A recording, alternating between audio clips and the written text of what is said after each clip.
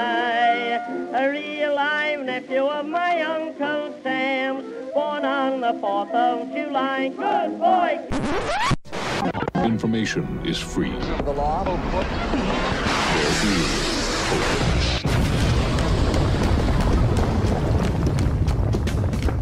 is The Johnny Rocket Launchpad. And now, here's Johnny. Hey, it's Johnny Rocket here at the Johnny Rocket Launchpad, launching ideas in your direction, the Northwest's only rock and roll libertarian radio show. Always launching ideas and launching them with Kurt Nelson, my co-host. What's up? My voice of reason, the beautiful Heather Nixon. Hello. And we are on NWCZ Radio, Friday, 4 to 6 p.m., Saturdays, 8 to 10, LibertyTalk.fm, Saturday, Sunday, 4 to 6, Revere Radio Network, Saturdays, 4 to 6, Radio KSCR, Tuesdays, 2 p.m. to 4 p.m., Liberty Movement Radio, Friday and Monday, 5 p.m. to 7 p.m. and 5 p.m. to 7 p.m., Liberty Radio Network.fm, Random Times, CMG Global Radio, Thursdays, 5 a.m. to 7 a.m., InfoSub, 1 p.m. to 3 p.m., JRLPPodbean.com, Facebook /JR Launchpad, at JR Launch on Twitter, JohnnyRocketLaunchpad.com. Three breaths. Wow. 3 breaths. Wow. Not bad. Not Damn, bad. that's getting tough, man. Yeah, it's good. Just keep adding more and more. That's good. What a cool week. What about you? How you been, Kurt? Great week, man. Great. Right on. I've been having a battle this last week with a mouse Oh, Lord. in the house. And the fucker is just kind of pissing me off because, you'll be watching a movie and all of a sudden you just see something in the corner of your eye. You're like, what the fuck? And it's like you feel like someone is in your house. Yeah. It's like you are impeding on my bubble. Right. This is like, you don't belong here. And you don't want to be waking up in the middle of the night and see a fucking mouse on your counter. No. Hell no. You know what I mean? I'm not afraid of them, but I just don't want to see it when I least expect it. And it'll just scare the shit out of me. It's not good. You know what I mean? Good. You don't want to see a mouse in your bathroom. You scream like a little girl. Yeah. It's not cool. No. But that's what I've been dealing. So Heather bought some mouse traps today. Yes. So I'm excited. I hope You're hoping to have a dead mouse when you get home. Yeah. Totally, dude. Nice. I'm nice. thinking they're going to be all popped because somehow Harvey's going to get behind the refrigerator. No. And he's going to be curled up in the corner crying. We used peanut butter for the mouse. I guess that's the right. That's the thing. That's the thing. That's the gig. We had him here for a minute, and it's probably in the studio or in your in the studio. Yeah. Okay. As we were kind of doing the demo and all that stuff, I'm sure we stirred some shit up or whatever. Right. Todd actually had one die. I'll not go into detail, but he had one die and fall out of the roof onto his pillow. Oh. Yeah. Why he was sleeping? He woke up to it there. Yeah. Oh. Yeah, our, we live in a converted house, and the middle of the house, the middle apartment, the people who own the house live there, and their snowbirds are down in Arizona for 6 months out of the year. Sure. Well, we can hear things upstairs in their house, and it is not a mouse. No. It is something quite larger, maybe bigger than a rat, maybe a possum, maybe a raccoon. We're not sure, but I can hear it jump off their bed when I'm in the bedroom, and then you hear it scurry across because it actually thumps when it lands on the floor. Wouldn't it suck if they just they had a possum chilling in their crib for 6 months? I'm sure that their furniture is probably just destroyed bedding, shredded. Yuck. But not it's good. Big, and we can hear the scratches. And there's other people who live above them in the same house. And I talked to them. I said, have you heard any scratches on the walls and shit, in the middle of the night? And they'll be like, yeah, I thought we're crazy, but yeah, we've been hearing it's loud. What the fuck? And I'm like, dude, they're hosting a raccoon. Something. Either a raccoon, a rat, a huge ass fucking dog, or something. Dude, if it thumps when it gets down off the bed, that's bigger than a rat. Yeah, it's large. And we did notify the property manager. Good call. I don't think he needed He that. hasn't shown up. That's why our rent's so cheap. Okay. Yeah, good. All right. Yeah, Excellent. welcome to Tacoma. Anyway, so we have a very special guest here at the Johnny Rocket Launchpad. Every guest is special here, man. Special. But actually, nope. This one is the most special ever. The most specialist. The specialist. The specialist. And not in the short bus riding kind of way. No. Come on. Good friend of mine. Actually, me and this guy talk a lot. He's a libertarian. He's kind of a liberty-minded guy. I don't know if he's necessarily a libertarian, but he's definitely on the same sheet of music that we are here on the Johnny Rocket Launchpad. He has his own radio show. It's called On the Move, and his name is, get ready for it, welcome, Mack Worley! Woo! Thank you. How you guys doing tonight? Good, man. welcome to the Johnny Rock and Launchpad. It's good to be back. It's a real honor to be back here. Unfortunately, I'm not in studio with you guys. That was a blast last time I was in there. But yeah, I'm happy to be back. Thank you so much for thinking of me. Oh yeah, man, you're great, and thanks a lot for coming on. You had me on your show probably about a month and a half ago on the Move show, and thank you very much for that opportunity. I thought it was I had a great time. Oh man, and you're welcome back anytime, man. I love having you on. Just the stuff that we talk about. I have a real good time. I like your take on things. And, we can bounce ideas off each other and just kind of riff every now and then. I like that. Yeah, launching ideas in your direction. That's what we do here on the Johnny Rocket Launchpad.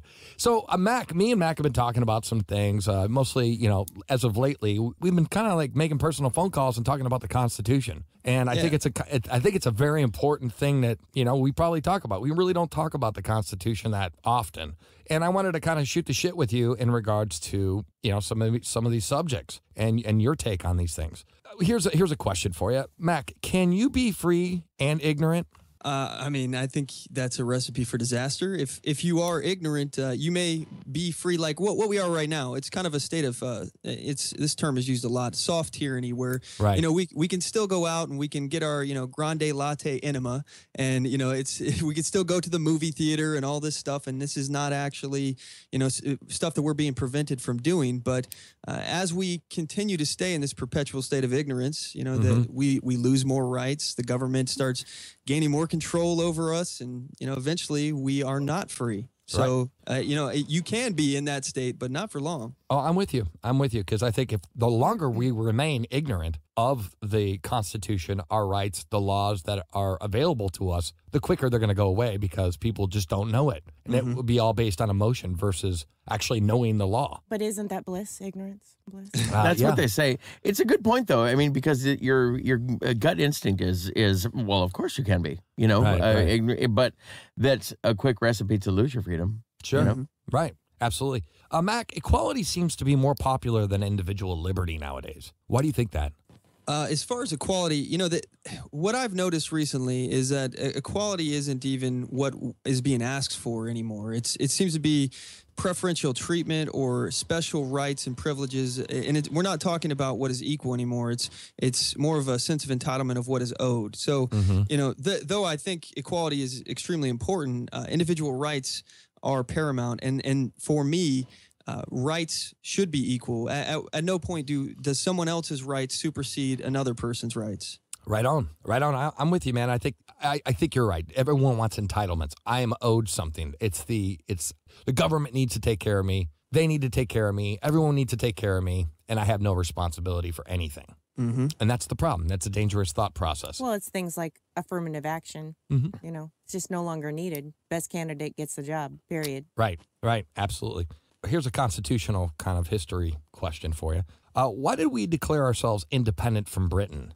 And could you give us a little bit of a backstory and the deal with that? Absolutely. And we can relate it to kind of what we're seeing now. A lot of people probably could make these parallels, but the main reason was no taxation without representation. So the colonists, they were over there, and they were still subjects of England. So they were still subjects of the crown, and they are forced to pay taxes for wars that the crown had fought for the 13 colonies, like the American Indian War, things like that. The French Indian War. That's what it was. Right. This war was very costly, and the crown was basically just trying to make some of its money back. But these colonists didn't have any rights in the government. They couldn't make any changes or affect any change in the government. And they tried to address some of these problems that they had, and they were ignored, and they were continued to get ignored. And eventually they revolted, and it had things kind of like the Boston Tea Party, and it just kind of accelerated from there after Thomas Paine's pamphlet. It kind of changed some hearts and minds and got people to come to the side of the colonists who were actually trying to fight for the liberty and freedom that they felt they deserved. Right on. Speaking of Thomas Paine, what do you know about him? I know, he did the Common Sense papers, but, what else has he contributed to our country? He's kind of a complicated guy. I've studied him a little bit, but I still got to crack some books open on him. Okay. I know he wrote American Crisis. That's one little section that he did, and that had a pretty big impact. But his most famous work is Common Sense, and that is basically the kindling that started the fire for the American Revolution. There was a lot of people were very very on board with England and the crown, and that really opened up a lot of people's eyes. And it didn't convert everybody, but it changed the dynamic. It changed the conversation that was happening at the time. Right. No, you're absolutely, yeah, exactly. Because he changed a lot of the loyalists and a lot of the undecideds over to the patriot side. Fuck Britain. Fuck them. We have no representation. They're overstepping their reach. We just got done with the French and Indian War. They're trying to tax us a lot more than what we agreed to. I believe they said that we'll answer to our own legislation or our own local government, but we will not answer to Britain's so-called sovereignty over the 13 colonies. Well, it makes sense. I mean, if you're talking about a group of people that that they consider themselves British subjects, but they have no say in the British society or British government, you can see how that would frustrate you. Right on, right on. Is it true that we're supposed to be a loose union of sovereign states instead of explain the whole state thing and how that works and how we're sovereign, how we're intentionally supposed to be that way?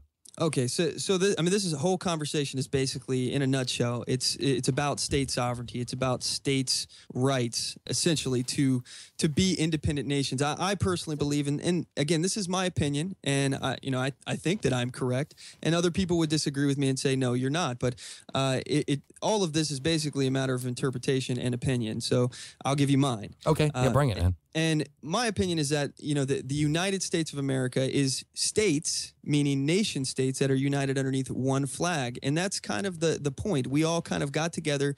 We made an agreement. We signed the Constitution, which was in essence a contract saying that, these are the terms of the contract. We're going to create a government that can do these things. And these are things in the Bill of Rights that they cannot do at all.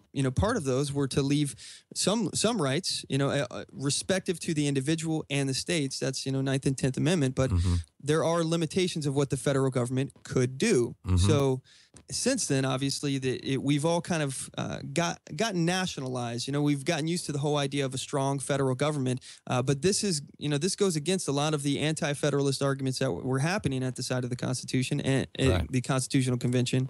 In addition to that, it goes right now. The powers go way, way further for the federal government. Go way further than even what the Constitution says that they're authorized to do. And in some cases, it obviously directly contradicts what they are not allowed to do. Right.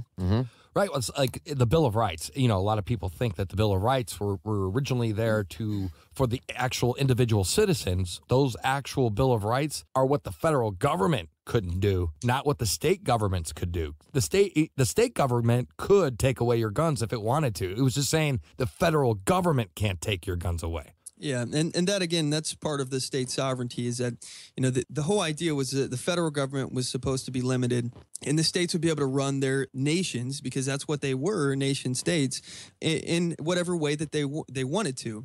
And the people would decide in that state how they wanted to run their government. And that's kind of the beautiful point, whole point of this experiment called America, is that all of these countries were able to do an experiment in government. Right. All of these nations, that's what these states were. They were doing an experiment in government. They can decide, this is how I want to run things, and they can learn from the countries, the states that are failing, actually emulate the ones that are succeeding. It's a really great process. Especially when you think of an experiment, right? You want to have as many different experiments going on at one time, so you get the best results. So if you have, in our case right now, we got 50 different states. If each one was able to control their government however they wanted, we would have a very successful experiment going on, because all these states would be learning from the ones that fail and trying to prevent that from happening to them, and learning from the ones that are succeeding and emulating that so they can reach the same level of success. Here's another thing you were talking about. I listened to your show, and you wanted to talk about the Commerce Clause and what does it mean? What does it matter? Because there's that's another questionable thing regarding the Constitution. The way people view it today is it the intent of the Commerce Clause? Oh, absolutely not. I wrote a big article on my website. If anybody would like to go check it out, onthemoveshow.com. It's in the blog. It's actually a pretty lengthy article I wrote about the Commerce Clause. and its original intent. But just to give you guys a heads up, James Madison, he's one of my favorite founding fathers. He sat in the Constitutional Convention, and his notes are some of the only notes that we have from the convention. Right. In the Constitutional Convention, James Madison, at no point is anything written down regarding commerce, meaning anything other than gainful trade. Okay. So business, basically. We're selling something. All right. And that was the interpretation of it. But this kind of happened around the New Deal era. FDR, he's trying to push through all this legislation and stuff. And, there was that whole pack the courts threat that I don't know if you're aware of, but he threatened to basically pack the courts because they weren't going along with his New Deal era. The Supreme Court kept shutting him down, saying all of his legislation he was trying to push through was unconstitutional. So he said, okay, well, if you don't play ball, I'm just going to, instead of being at 9, we're going to up the courts to up to, I think it was like 15 judges. So he would get the votes that he wanted. Long story short, a court case came around after he had made this threat. It was called Wickard v. Filburn. This situation was a Ohio farmer. His name was Filburn. He was growing, I believe it was wheat, if I'm remembering correctly. Anyway, there was a ban on how much wheat that you could grow. You had a cap, a quota, how much you could do. Any more than that, you weren't allowed to. He continued to grow more than his quota, but it was for personal use. He was going to feed his livestock with it. It wasn't going to be sold. And the Supreme Court decided that that was still commerce, even though it wasn't for anything that was being sold. And again, if you look back at the Constitution, the actual interpretation of commerce was business. He wasn't planning on selling it. It was all personal use. And this really expanded the use of the Commerce Clause and all the precedent that came from there. And this is really important when you talk about constitutionality. We know what it says on the paper as far as the Constitution. But what you need to also know is that this is all based on interpretation. So everything that they get expanded on, they create a precedent. They expand on that precedent. And it doesn't matter anymore what is written on that document that we all have sworn an oath to. That doesn't matter anymore to them, to the Supreme Court. They go off of what the previous judges' opinions were, and now it's all just interpretation. I might have a question that sounds a little silly, but we didn't really talk about what the Commerce Clause is. What is it? Oh, it's just a little part in the Constitution that basically says that the federal government can regulate commerce. And one of the main reasons why we actually went into the Constitutional Convention was America was having a whole lot of problems in the Commerce Department, the interstate trade department. And it was because the Articles of Confederation were pretty weak. There was no way for the federal government to resolve an issue between states that were having some kind of dispute. So the Commerce Clause gave the ability of the federal government to come in and try to resolve issues between states concerning commerce. So, for example, could that be construed to like pollution? Let's just say, I think we had this conversation.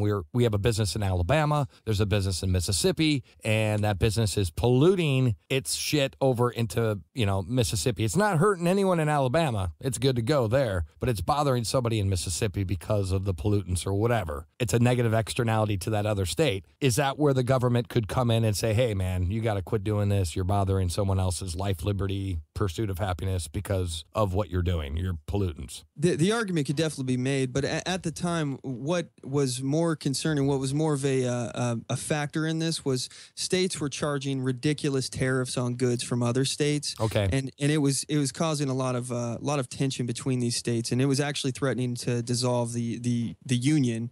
And it really, if it wasn't for the Constitutional Convention and the fact that the indispensable man George Washington was there and part of that, who knows what would have happened. Well, like we were under the Articles of Confederation. That was our first constitutional government originally for about 6 or 7 years. But my question is, under the Articles of Confederation, did they not have some sort of like, hey, you could drive your buggy through here. It's good. I almost said car. You could drive your buggy through here, and we can't tax you on these goods because you're passing by, and we have like this loose affiliation with each other. At that point, these states were independent. I mean, the federal government was so weak that they really couldn't do anything. The states could just ignore them. They had no teeth. So that was the biggest problem, and that was why in the Constitutional Convention they had to find a way to strengthen the federal government while also making sure there was a balance between states' rights and individual rights, and they did so at the time with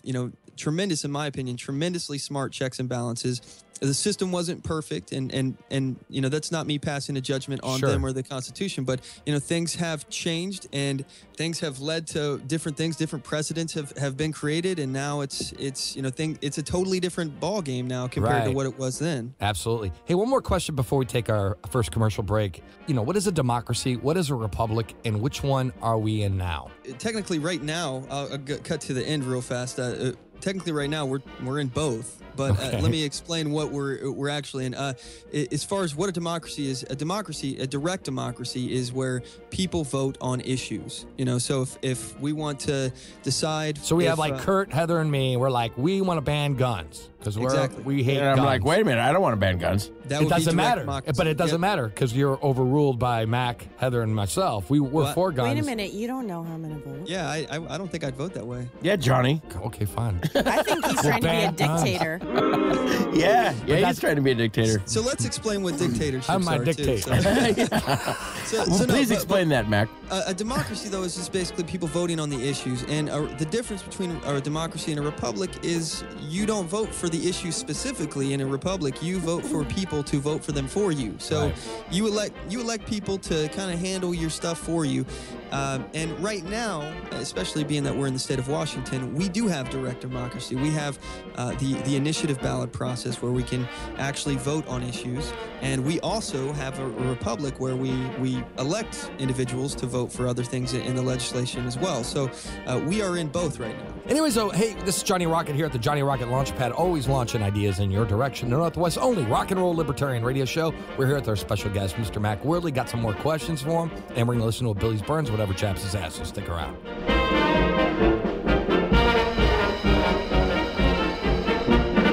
Hi, this is Tatiana Moroz. The Johnny Rocket Launchpad is the Northwest's only rock and roll libertarian radio show. Tune in to hear